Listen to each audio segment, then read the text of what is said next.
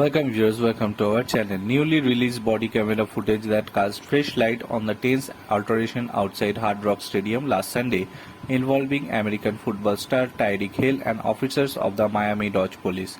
The footage captures the dramatic escalation after Dolphins star Hill was stopped by Miami-Dade police to careless driving and seatbelt violation, which later resulted in his detention. The video shows the officers approaching his car, tapping on his window, which immediately drew objection from the 8-time Pro Bowler. "Hey, don't knock on my window like that," Hill is heard saying as the officer explained the reason for the stop, citing his failure to wear a seatbelt.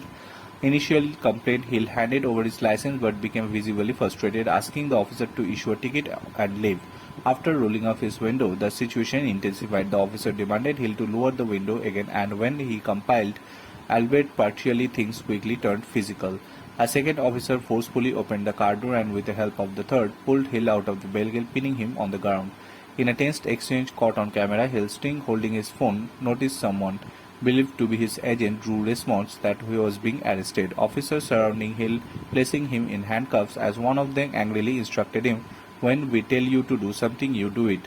Not when you want, but when we will tell you." At the point, Hill informed the officers that he had recently undergone knee surgery, just as an officer aggressively pushed him to sit on the curb. Responding to his request, the officer said, "Did you have any surgery on your ears when you told you to put your windows down?" At the point, teammate Geno Smith arrived at the scene. The officers ordered Smith to get back in the vehicle and leave. Then they told him that they were going to give him a ticket for blocking the road. Defensive tackle Clysis Campbell also pulled up. He was told to leave, and when he didn't, he was briefly handcuffed. Hill and Campbell were eventually released and allowed to go into the stadium. In the later interview with NBC News, Hill expressed concerns over the behavior of the officers, wondering that an outcome might have been much worse if he weren't a high-profile athlete. "If I wasn't Tyreek Hill, Lord knows what could have happened. Worst case scenario, I would have been shot or locked up in a single complaining ticket," he said. "It's crazy officers would take it to the level." Following the release of the footage, the Miami Dolphins issued a statement condemning the aggressive behavior of the officers involved. "We are deeply troubled by the unnecessary use of force against Tyreek Hill, Clysis Campbell and Geno Smith," the statement released.